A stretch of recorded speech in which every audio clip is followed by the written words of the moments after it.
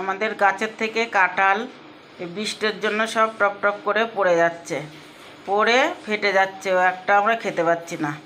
কিন্তু এই আমার বৌমা সব ফেলে দিচ্ছে। তাই আমি বলছি, বৌমা বিচি কটা রাখো, তোমার একটা সুন্দর রান্না করে খাওয়াবো।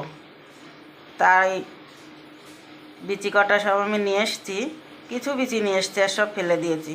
এই বিচি কটা আপনাদের আমি মাছের মাথা দিয়ে রান্না দেখাবো। আমার ঠাকুমা মা করতো আগে, আমরা খেয়েছি, সেটাই আপনাকে দেখাবো। আর সাথে এই যে আমি আজ কাতলা মাছ, 3 কেজি মাছ আছে এখানে, মাছটা ফ্রাই দেখাবো ধাবা স্টাইলের। আশা করি আপনাদের পছন্দ হবে।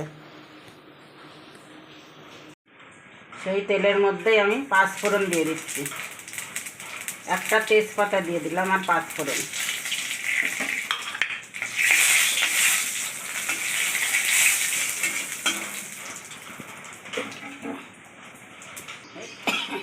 কাঁঠালের বিচিগুলো পুরো ছাড়িয়ে ধুয়ে টুয়ে নিয়ে এসছি।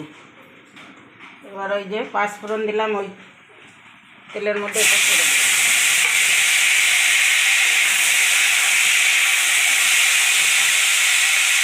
সাথে লবণ হলদিটা দিয়ে দিলাম, কাঁচা লঙ্কাটা দিয়ে দিলাম, এটা গুঁড়ো লঙ্কা দেবো। একদম সিম্পলভাবে রান্না করব, এটা খেতে হেভি হবে। মাথাটা দিয়ে দিলাম, অল্প কাঁঠালের দিতে না, অল্পই দিতে হবে, 2-3টে মাথা দিলে অনেক, খালি মাছ মাছ হয়ে যাবে। 4 ভাগের 1 ভাগের মাথাটা দিয়ে দিলাম।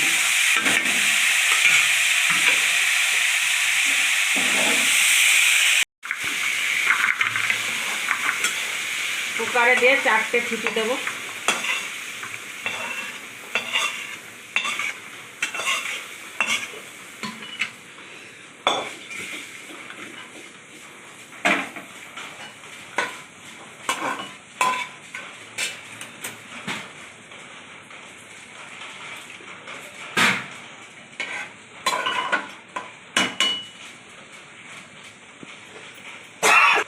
এবার কুকারটা আটকে দেবো, আধা টমেটো দিয়ে দিচ্ছি।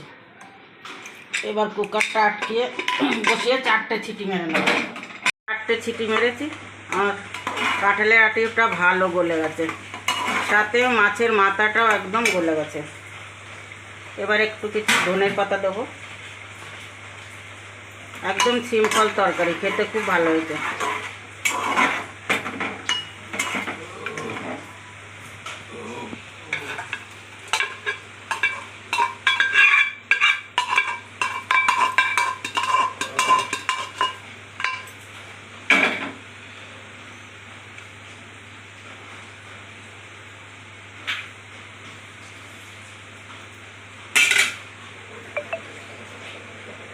এইভাবে বাড়ির রান্না করে খেয়ে দেখবেন।